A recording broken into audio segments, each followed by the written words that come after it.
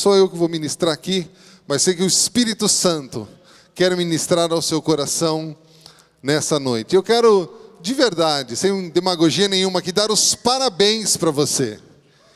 Porque, apesar de ser feriado, né, muitos irmãos aproveitaram e não tem nenhum problema nisso, viajaram, tiraram uns dias de descanso. Nós temos uma turma enorme lá no acampamento, os pastores, supervisores, líderes, todos lá envolvidos no acampamento, eles estão retornando para cá. Então, eu confesso que no meu coração até eu pensei, talvez nós tenhamos um número menor de irmãos lá no Tadel, mas eu estou assim impactado, eu estou surpreso por você. Glória a Jesus pela sua vida. Então eu quero dar os parabéns para você. Você pode aplaudir a Jesus pela sua vida. Porque num dia como hoje, não, é o dia da preguiça, né? A gente podia ter ficado em casa, um Tadel só, né? Dá uma descansada, feriadão, dá uma esticada.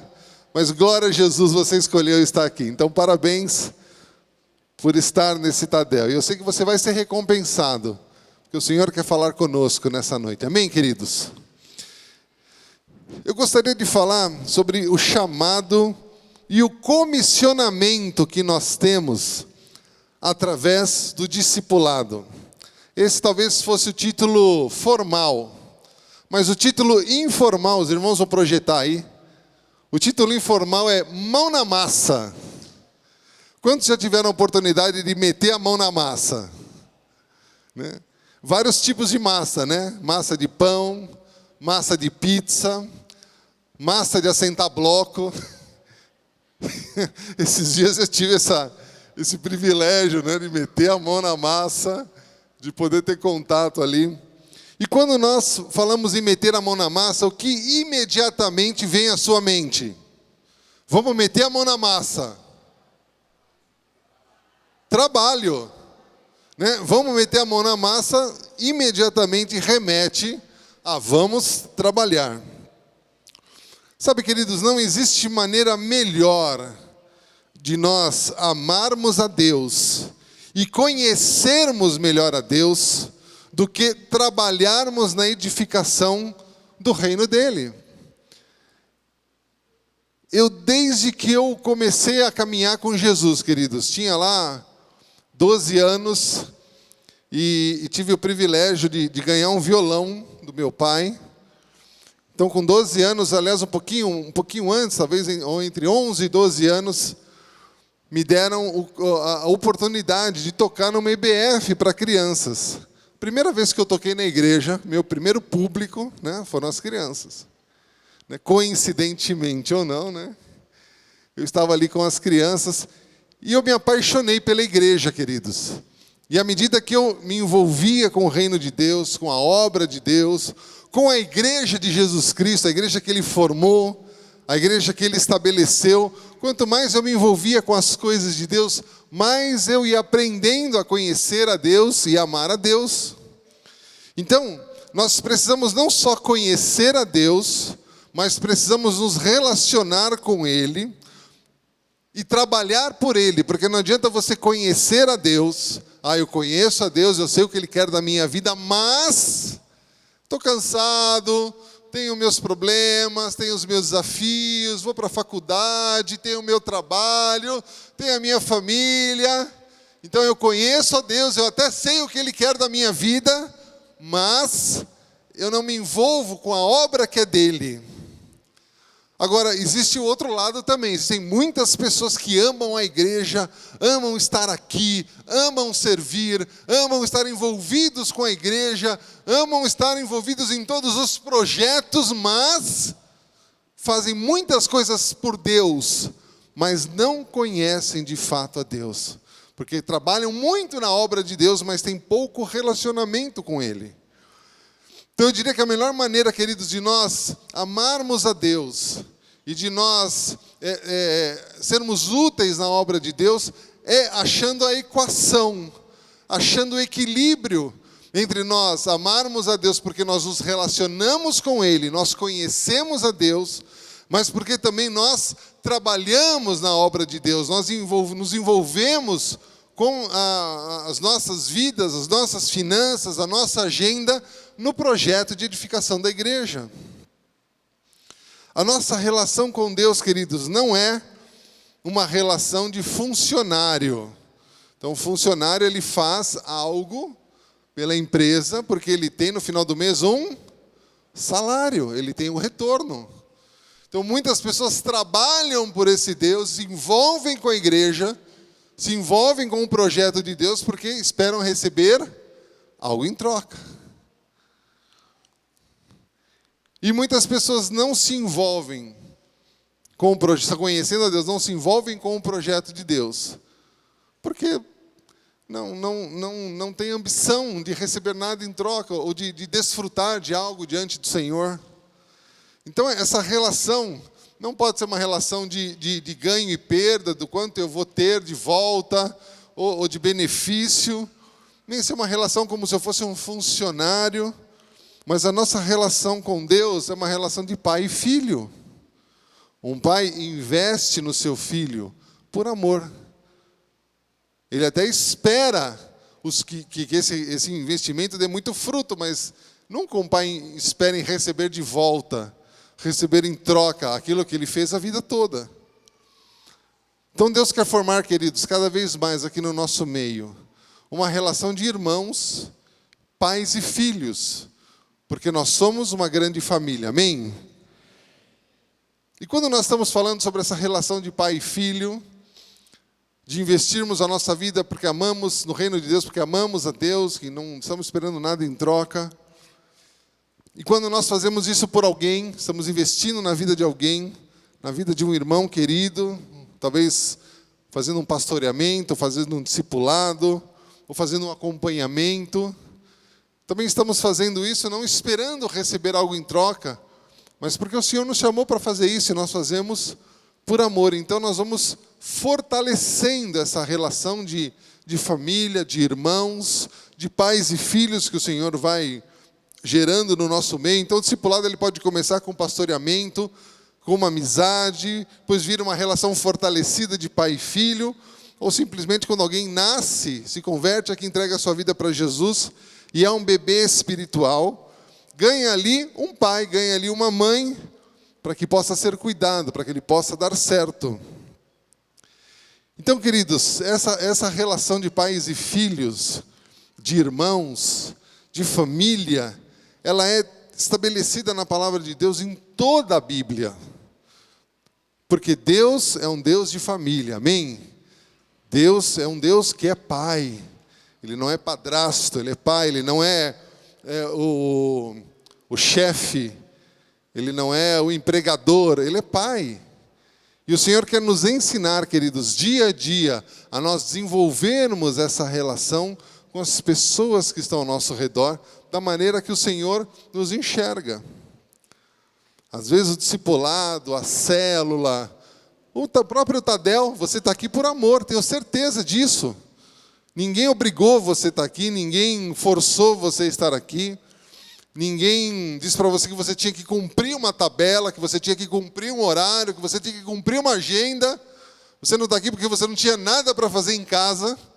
Tenho certeza que você teria muitos afazeres, mas os irmãos estão aqui por amor, amém?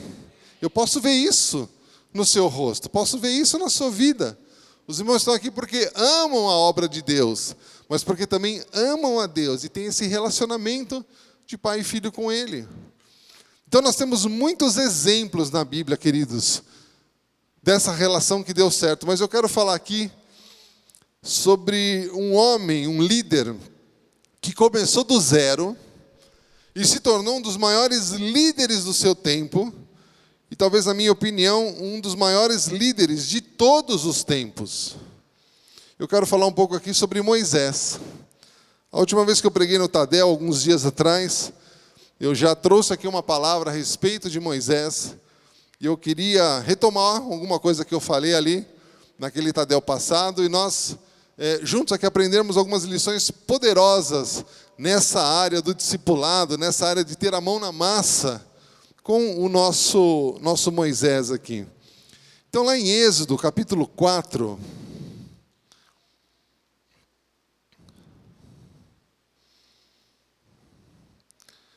Êxodo capítulo 4, verso 12. Eu não vou ler, eu não vou retomar tanto o que eu já falei aqui, mas se você pegar lá Êxodo capítulo 3, nós temos lá o momento em que Deus aparece, capítulo 2, né? Moisés, ele mata o egípcio, foge do Egito, né? E passa a habitar ali com os israelitas. Capítulo 3 de Êxodo, então, Deus fala com Moisés, Deus chama Moisés, dizendo: Moisés, eu tenho olhado, tenho ouvido atentamente a aflição do meu povo. Então, Moisés, eu escolhi você para ser o libertador do povo de Israel. Então, Deus ali tem uma conversa ali, muito interessante com Moisés, em Êxodo 3.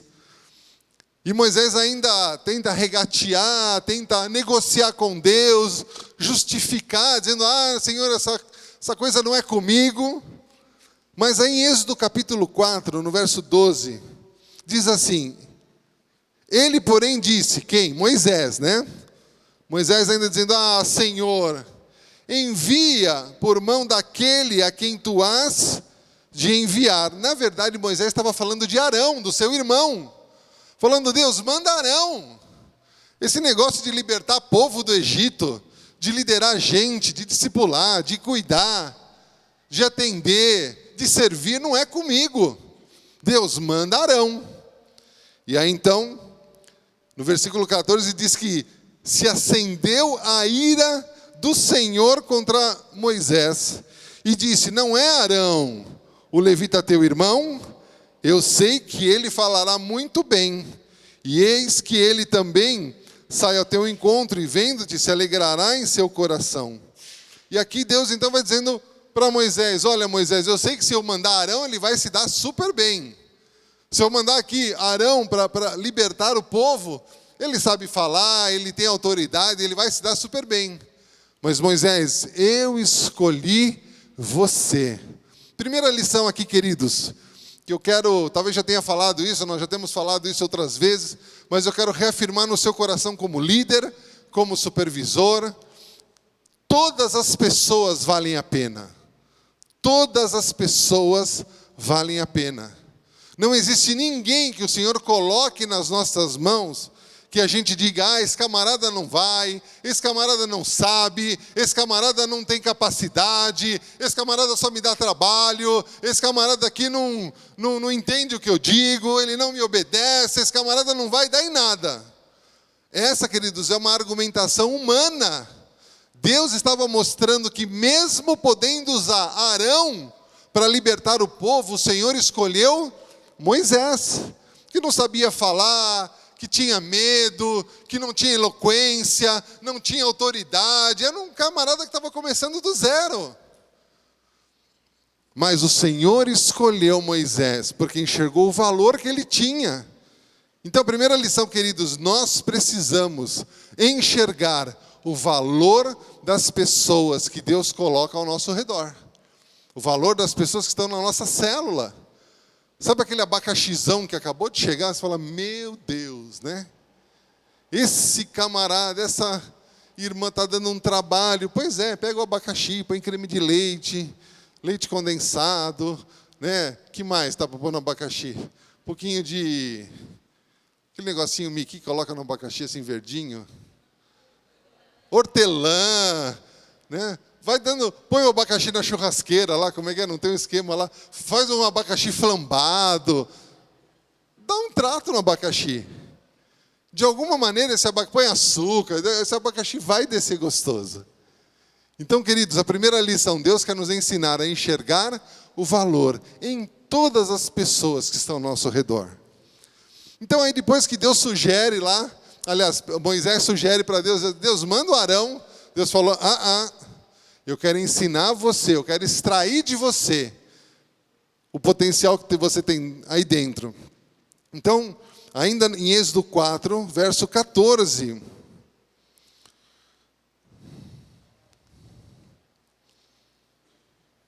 Perdão, queridos, eu li errado aqui. O primeiro texto era Êxodo 4, 12 e 13. Né, onde Moisés pede para Deus mandar Arão. Depois, no versículo 14, então, se acendeu a ira do Senhor a Moisés, dizendo que não é Arão, mas que ele enviaria Moisés. até o versículo 17. Versículo 15, então. E tu lhe falarás e porás as palavras na sua boca, e eu serei com a tua boca, e com a tua boca, e ensinando-vos o que você vai ter que dizer. E ele falará por ti ao povo, e acontecerá que ele te será por boca, e tu lhe serás por Deus. Toma, pois, esta vara na tua mão, com que farás os sinais.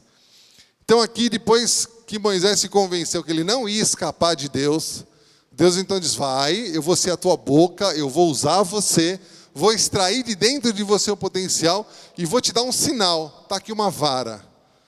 Deus colocou uma vara nas mãos de Moisés. Muitas vezes, queridos, essa vara pode representar para nós aquela folhinha que nós recebemos depois do domingo com o nome do novo visitante, ou do novo convertido, daquela pessoa que acabou de chegar na igreja, ou daquela pessoa nova que chegou na célula, ou de alguém que Deus está colocando para você evangelizar no seu trabalho, podendo abrir um GE, podendo ser testemunho ali naquele lugar. A vara, para Moisés, era um sinal de autoridade, ele estava iniciando um processo. Muitas vezes para nós, queridos, esse sinal de autoridade é alguém que Deus coloca para que a gente possa tomar conta, para que a gente possa cuidar. A Bíblia diz que se você for fiel no pouco, você vai ser colocado no muito. Ninguém vai para o muito antes de passar pelo pouco. Ninguém chega no 10º andar sem passar pelo primeiro, não tem jeito. Nós precisamos subir degrau por degrau. Então aqui Moisés estava recebendo uma vara, que era sinal de autoridade, e para nós, queridos, muitas vezes essa vara significa as pessoas que Deus colocou perto de nós. Ainda no capítulo 4 de Êxodo, verso 27, Deus então começa a dar os primeiros passos, ensinando Moisés a caminhar. E aí ele coloca então Arão, não como superior, mas coloca Arão para ser uma inspiração para ele. E eu vejo aqui como se fosse uma espécie de discipulado. Então, verso 27. E disse também o Senhor a Arão, Êxodo 4, 27. Vai ao encontro de Moisés ao deserto. E ele foi. E encontrou-o no monte de Deus e o beijou. E anunciou Moisés a Arão todas as palavras do Senhor, que o enviara, e todos os sinais que lhe mandara. Então foram Moisés e Arão, e ajuntaram-se todos os anciões dos filhos de Israel. E Arão falou todas as palavras que o Senhor havia falado para Moisés, e fez os sinais perante os olhos do povo. Então aqui, queridos, nós vemos que Arão, por ser o mais velho, por ter autoridade, assumiu então, a pedido de Deus, a responsabilidade de cuidar de Moisés, de inspirar Moisés, de ensinar Moisés. A partir daí, eu vejo aqui a importância do discipulado. Moisés então entendeu o seu comissionamento, entendeu a sua responsabilidade, o seu chamado, recebeu uma vara na mão e a partir daí começou a mão na massa. Começou o trabalho. Então colocou ali Moisés, Deus colocou Moisés perto de Arão e juntos eles começaram então esse processo de caminhada em direção à libertação do povo do Egito depois de 400 anos de escravidão.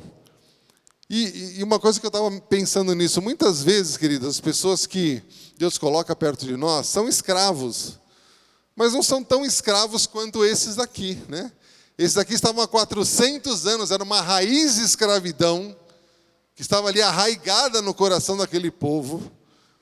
E muitas vezes nós recebemos, queridos, uma responsabilidade de cuidar de alguém. E nas primeiras dificuldades, nos primeiros problemas, as primeiras situações onde você vê que aquela pessoa é uma pessoa difícil, que talvez vai te dar um pouquinho mais de trabalho, nós desistimos. Eu fico imaginando, não tinha escravo pior do que esses que Moisés assumiu. Não tinha escravos piores, e era o povo de Deus, era o povo de Israel. Mas talvez não tivesse escravos piores, porque foram 400 anos de escravidão. Talvez as pessoas que você tem, Deus tem colocado para você cuidar, são escravos de alguma coisa. Mas eu não diria que essa escravidão não estava tão arraigada quanto essa aqui. Então não desista de cuidar das pessoas que Deus colocou perto de você. Então estava lá Arão, Moisés, e a partir de agora então eles iriam trabalhar juntos. Êxodo capítulo 5, verso 1. Chegou então o momento de mão na massa, o momento de eles começarem esse processo, esse chamado de Deus, Moisés e Arão juntos. Diz assim, Êxodo capítulo 5, verso 1. E depois foram Moisés e Arão e disseram a Faraó, que eles já estavam diante de Faraó: assim diz o Senhor, Deus de Israel, deixa ir o meu povo para que me celebre uma festa no deserto. Mas Faraó disse: quem é o Senhor cuja voz eu ouvirei para deixar ir Israel? Não conheço o Senhor, nem tampouco deixarei Israel ir. E eles disseram: o Deus dos hebreus nos encontrou. Portanto, deixa-nos agora ir a caminho de 3 dias ao deserto, para que ofereçamos sacrifício ao Senhor, e ele não venha sobre nós com pestilência ou com espada. Então disse-lhes o rei do Egito: Moisés e Arão, por que fazeis cessar o povo das suas obras? Ide a vós as vossas cargas. E disse também Faraó: eis que o povo da terra já é muito, e vós os fazeis abandonar as suas cargas. Então essa foi a primeiro embate, a primeira experiência de Moisés junto com Arão, dizendo para o Faraó: Faraó, nós vamos levar o povo para adorar no deserto. O Senhor mandou que esse povo saísse daqui. O Faraó falou o quê? Não vão não, eles podem ficar aí. Já estão sofrendo as cargas, já estão sofrendo aí as privações. Nós vamos aumentar inclusive essa pressão sobre eles, deixa os caras trabalhando aí. Mas, na verdade, Moisés e Arão estavam determinados, queridos, a cumprir o chamado de Deus a todo preço. Essa é uma característica também que nós precisamos, como líderes, aprender, queridos, a pagar um preço. Diante de um chamado de Deus, diante de um desafio, diante de uma responsabilidade. Muitas vezes, queridos, quando começa a doer, quando nós começamos a pisar nos espinhos. Hoje eu tive esses dias uma experiência. Eu fui conhecer um terreno, meu cunhado está querendo comprar um terreno, eu fui lá conhecer esse terreno. Quando nós chegamos lá, era uma floresta. E aí ele deu o facão na minha mão e falou assim: vai na frente. E eu me lembrei dessa palavra, mão na massa. Eu falei: puxa, tá tão bom, eu estava lá em casa, no ventilador, tomando suquinho, estou aqui no meio desse mato agora. Vamos lá então. E aí eu comecei a abrir, a picada ali, comecei a abrir a entrada. E aí comecei a tomar picada de pernilongo. Comecei a levar um monte de arranhões, estava cheio de espinho lá. Pisei num formigueiro. Irmãos, deu um arrependimento. Falei: estava tão bom, a hora do almoço, churrasco. Estava lá de bermuda, tranquilo. Por que eu fui me meter nessa fria? Estou aqui no meio do mato, com formiga, com um espinho. É assim, às vezes o discipulado, às vezes a obra de Deus, o chamado de Deus, a célula, as responsabilidades que Deus coloca na nossa mão no começo, não são muito fáceis. Às vezes parece que a célula não vai, não funciona, não dá certo. Tinha 10, agora tem 6 pessoas, e você queria multiplicar naquela data e não deu certo, e há um que desiste, um que desanima, e você tem que ir atrás, e arrumar discipulador para todo mundo. Chega uma hora que você fala: estava tão bom, quando era só chegar na igreja, sentar no culto, no ar-condicionado, ouvir a palavra, sem muita responsabilidade, ir embora. A gente até pode agir assim, queridos, mas é uma pena nós desperdiçarmos todo o potencial que Deus colocou dentro de nós. Quero dizer para você, é uma pena se você desperdiçar todo o potencial que Deus colocou dentro de você. Seria uma grande pena nós não usarmos o potencial que Deus colocou dentro das pessoas que estão perto de nós. E eu, naquele momento ali, só pensava em voltar para trás. Mas eu falei: quer saber, vamos meter as caras, até a gente conseguir chegar onde precisava. E Moisés aqui então e Arão estavam diante lá de Faraó e falou: agora nós vamos em frente. Aí aconteceu um fato interessante, ainda em Êxodo 5, verso 20. Por causa dessa afronta de Moisés e Arão, diante de Faraó, dizendo: Faraó, nós vamos tirar o povo daqui. O que aconteceu? Êxodo 5, 20.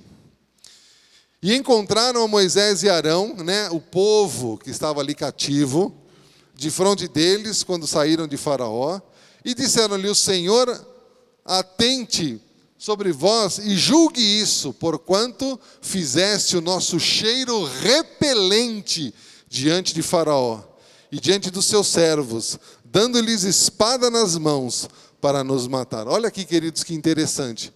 Quando Moisés e Arão foram pela primeira vez negociar a saída do povo com Faraó, Faraó de raiva apertou. Faraó de raiva colocou novas cargas, começou a oprimir muito mais o povo.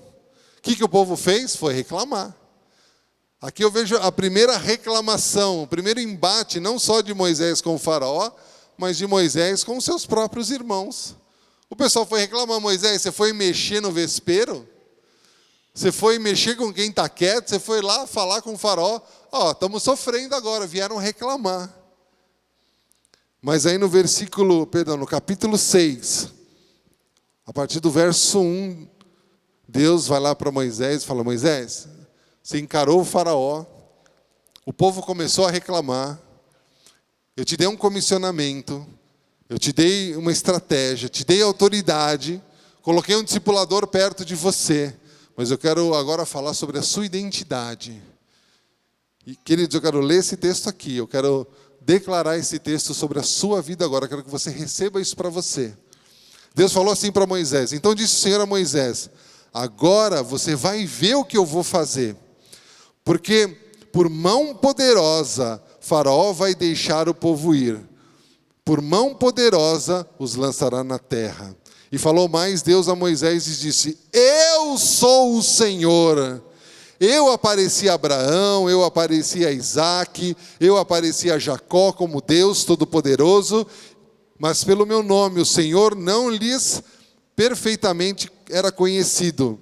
E também estabeleci o meu concerto com eles, para dar-lhes a terra de Canaã, a terra das suas peregrinações, na qual foram peregrinos. E também tenho ouvido o gemido dos filhos de Israel, aos quais os egípcios escravizavam, e me lembrei do meu concerto. Portanto, diz aos filhos de Israel: eu sou o Senhor, e eu vos tirarei debaixo das cargas do Egito, eu vos livrarei da servidão, eu vos resgatarei com o braço estendido e com juízos grandes, eu tomarei vocês por meu povo, eu serei o vosso Deus, e sabereis que eu sou o Senhor, vosso Deus, que vos tiro debaixo das cargas dos egípcios, e eu vos levarei à terra, acerca a qual levantei a mão, que a daria a Abraão, a Isaque e a Jacó, e vou-la tenha dado por herança, eu sou o Senhor, aleluia. Então, queridos, pode ter problema, pode ter rolo, pode aplaudir o Senhor, você pode aplaudir a Jesus.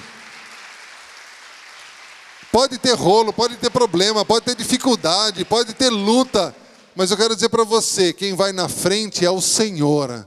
O Senhor é que cuida de nós, o Senhor é que nos sustenta. Quando nós assumimos a responsabilidade, queridos, de liderar uma célula, de discipular uma pessoa, de cuidar, de ligar para um novo convertido, ou de ligar ali para uma pessoa que preencheu a fichinha de um convidado, ou de atender uma pessoa que está com problema, ou de fazer uma visita. Não somos nós, queridos, mas é o Senhor através de nós. Não é a nossa capacidade humana, mas é a capacidade que o Senhor colocou dentro de nós. Cada um de nós aqui tem um valor, tem um potencial que foi dado por Deus. Por isso o Senhor diz para você: eu sou o Senhor para levar você a lugares que você nem imagina. Eu sou o Senhor para fazer coisas na tua vida que você não pode nem imaginar. Eu sou o Senhor que vai cuidar de você de uma maneira poderosa. Porém, se você dá um passo para trás, se você desiste, se você se arrepende, Você fala, meu, que fria é essa? Liderar a célula, discipulado, cuidar de gente, ir atrás, dar conselho, atender de noite, ajudar financeiramente. Ai, Senhor, é como Moisés. Estava lá, Senhor, eu não sei, eu não faço, eu não falo, eu não consigo. A Bíblia diz que Deus se irou com Moisés. A ira do Senhor se acendeu contra Moisés. Cara, eu te dei potencial. Se eu dissesse para você, olha, meu irmão, vou te dar aqui um comissionamento, te desse uma tarefa. Talvez você pudesse falar, olha, o pastor Júnior me pôs uma fria, né? Alguns dos meus discípulos já disseram isso. Porque, queridos, eu jogo na cova dos leões mesmo, né? Os caras que andam comigo sabem. Quer andar comigo, vai ser pastor também. Se não quer ser pastor, não ande comigo. Eu vou formar esses caras. É ou não é, Bill? Eu jogo no fogo. Uma vez os irmãos me ligaram, morreu lá uma pessoa em Guarulhos, precisa um pastor lá. Eu falei, vai você. Não vou não. Pastor, eu nunca fiz o velório. Ótima oportunidade, vai lá fazer o velório. Joguei na cova dos... Foi ou não foi? Joguei na cova dos leões. Falei, só eu que vou fazer as coisas agora? Não vou não. Vai você. Foram lá, foi uma bênção. Depois voltaram tudo felizes. Fizemos um velório, foi demais. Foi ou não foi, Bill? Foi maravilhoso fazer velório. Glória a Deus, os caras vieram vibrando. Imagina se eu vou lá. Nunca iam ter essa experiência. Então, queridos, Deus está nos colocando numa tarefa poderosa de implantarmos o reino dele. E essas promessas, onde o Senhor vai cuidar de nós, é para aqueles que aceitaram esse desafio. Se você der um passo para trás, eu fico imaginando que Deus falaria, ou pensaria a nosso respeito, como fez lá com Moisés. Vamos caminhar aqui então, para terminar. Então, esse processo de discipulado, de cuidado de Moisés e Arão, foi essencial, queridos, para que Moisés recebesse autoridade na sua vida, para que ele pudesse entender o seu chamado. Foi trabalhando para o Senhor, como eu falei aqui no começo, foi mão na massa que o formou como grande líder. Foi andando junto com um parceiro, com um mentor, com um discipulador, que ele aprendeu a se tornar um grande líder. Sabe, queridos, ninguém vai crescer no reino de Deus se não tiver a mão na massa. Às vezes eu falo assim para o irmão, ou ouço, né? Olha, você vai ser um grande líder. Eu não, pastor. Por que não? Está com medo do quê? O Senhor tem tantas promessas para nós, o mínimo que a gente pode fazer é dizer, Senhor, eis-me aqui. Usa-me, envia-me a mim. Então, para finalizar aqui,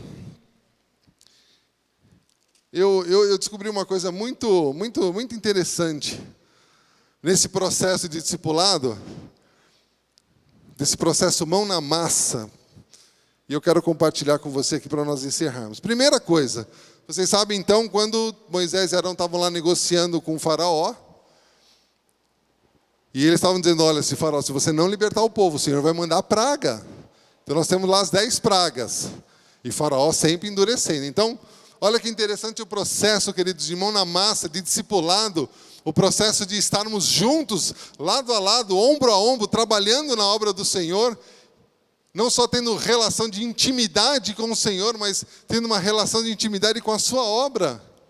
Olha só que interessante o que aconteceu. A primeira praga está lá em Êxodo 7, a partir do verso 19. Então diz assim, olha, a primeira praga foi a praga da água que se tornou em sangue.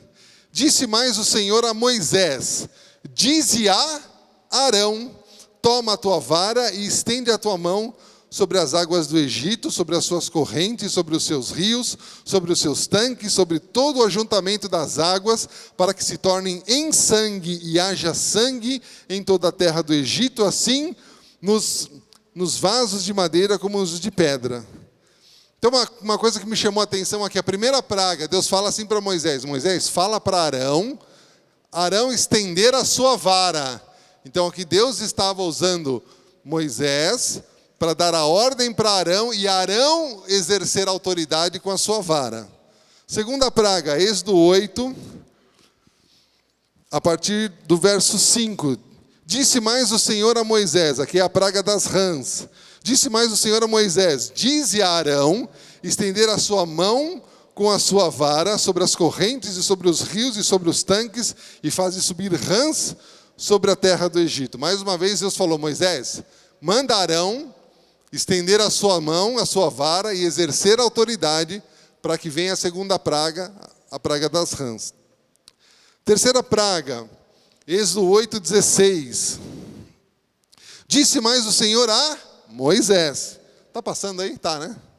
Disse mais o Senhor a Moisés: dize a Arão, estende a tua vara e fere o pó da terra, para que se torne em piolhos por toda a terra do Egito. Então, terceira praga, para a praga dos piolhos. Mais uma vez Deus dando uma ordem para Moisés, para essa ordem ser transferida para Arão, e Arão com a sua vara exercer a autoridade. Quarta praga, Êxodo 8:16.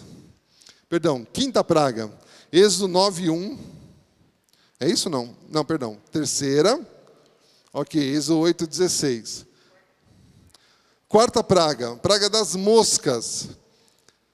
Êxodo 8:20. Disse mais o Senhor a Moisés: levanta-te pela manhã cedo e põe-se diante de Faraó, e eis que sairá as águas, e dize-lhes: assim diz o Senhor, deixa o meu povo ir para que me sirva. Porquanto se não deixares ir o meu povo, eis que enviarei enxames de moscas sobre ti. E naquele dia eu separarei a terra de Gósen, em que meu povo habita, a fim de que nela não haja enxames de moscas, para que saibas que eu sou o Senhor no meio dessa terra. E aí, versículo 24, e o Senhor fez assim, e vieram os grandes enxames e tudo mais. O que me chamou a atenção aqui nessa quarta praga, queridos, é que disse o Senhor a Moisés: você vai levantar de manhã, vai colocar-se diante de Faraó, e vai falar com ele, vai sair diante das águas e tudo mais. Sumiu aqui, na quarta praga, a figura de Arão. Deus já começou a colocar Moisés na frente. Arão, segura a onda aí, vamos colocar o Moisés para fazer o velório.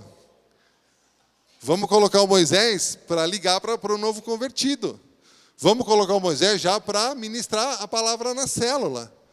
Vamos começar a colocar o Moisés já para acompanhar o novo convertido que chegou, para passar a apostila do acompanhamento inicial. Vamos já começar a colocar o Moisés para funcionar. Quinta praga, então, a praga da peste nos animais. Êxodo 9:1. Disse o Senhor a Moisés: entra a Faraó e diz-lhe: assim diz o Senhor, o Deus dos Hebreus, deixa o meu povo ir para que me sirva. E aí continua aqui, falando, mais uma vez nós vemos que Moisés já estava sozinho diante de Faraó, intercedendo pelo povo. Na quarta e na quinta praga você já não vê na Bíblia a figura, em todas as traduções eu fui olhar, você não vê a figura de Arão.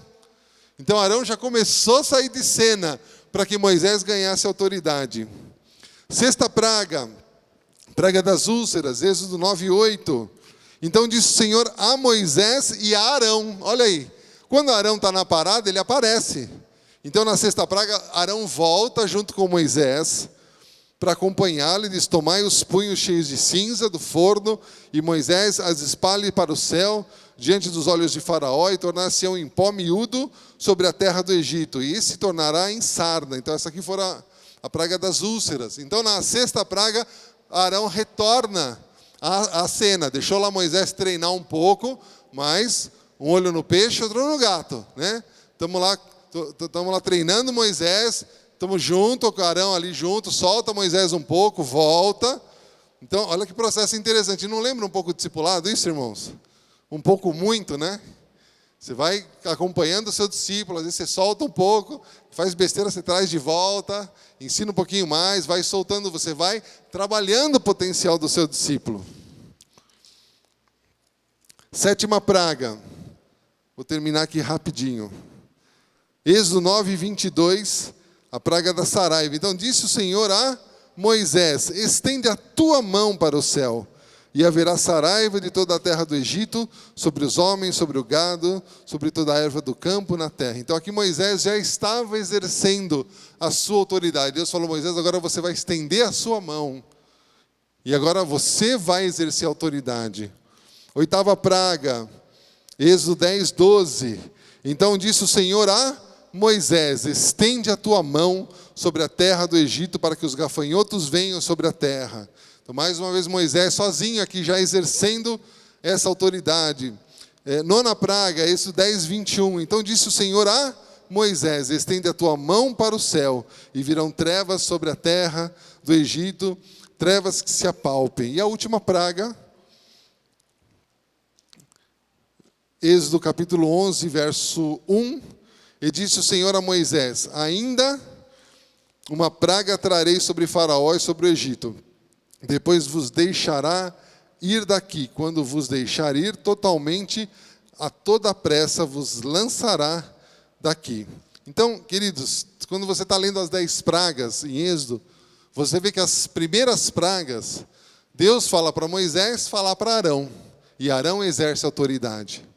Depois, Moisés começa a treinar.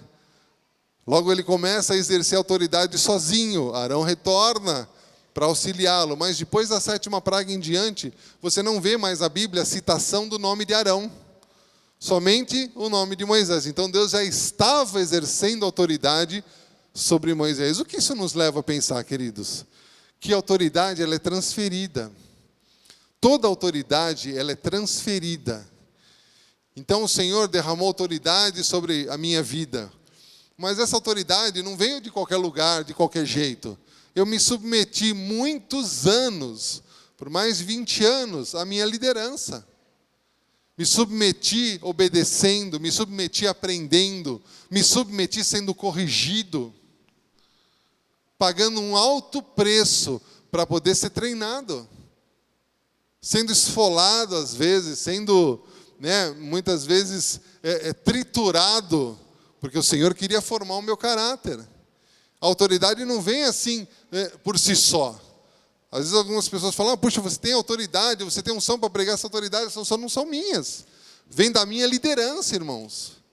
Se eu sair debaixo da cobertura da minha liderança, eu não sou nada, não tenho nada, nada é meu. Agora foi andando com os meus líderes que eu aprendi a me submeter. Então, quando você está debaixo da autoridade do seu discipulador, por mais imperfeito que ele seja, se Deus estabeleceu esse princípio, quer dizer para você, vai ser andando com o seu discipulador, em obediência, em honra, em alegria, você vai crescer. O Senhor vai transferir a autoridade dele sobre você, até que você possa exercer a sua autoridade ensinando a outros. Não há autoridade, queridos, que seja recebida sozinha. Você pode receber a unção de Deus no seu quarto, mas a autoridade é só com a mão na massa, é só trabalhando juntos. Hoje a gente não tem mais essa dificuldade, mas antigamente, às vezes eu ouvia assim: pastor, puxa, você não vai na minha casa tomar café, você não vai na minha casa almoçar, eu queria tanto que você fosse lá um dia, Eu já ouvi o absurdo uma pessoa falar: se o pastor não for, a minha célula não anda. Se o pastor não for, a minha célula não multiplica. Irmãos, nós temos aqui hoje 500 células. Eu tenho 80 células debaixo de mim. Tenho 5 supervisores de área, são 15 supervisores de setor. A gente divide o trabalho. E eu exerço autoridade sobre eles, mas os envio com autoridade para que eles exerçam essa autoridade debaixo da minha autoridade, que está debaixo da autoridade do pastor Cleiton, que está debaixo da autoridade do pastor Eibe, do pastor Sabá. Nós trabalhamos juntos. Que imagina, por exemplo, se alguém aqui fosse ficar ofendido porque eu não vou na sua casa tomar café. Olha, irmão, seria um grande prazer, eu adoraria. Se eu pudesse, a gente podia economizar uma fortuna, Mimi? Se você me convidar de segunda a domingo para tomar café da manhã, almoçar e jantar na sua casa, a gente precisa mais ir no mercado, economiza uma grana de mercado. Seria fácil, mas a nossa rotina, a nossa agenda não é assim. E aí, qual é a minha resposta para isso? Eu tenho o maior prazer, irmãos, eu vou visitar, eu vou almoçar, eu vou jantar. Os irmãos sabem, eu sou festeiro. Mas nem sempre é possível, nem sempre eu consigo supervisionar as 80 células. Às vezes eu fico mais de um ano sem passar numa célula, porque são várias células. Fora os 3 anos que eu estive lá em São Vicente, o tempo em Guarulhos. A Lourdinha está louca para fazer um almoço para a gente, Lourdinha? Faz quanto tempo já? Não deu certo ainda. Uma hora vai dar.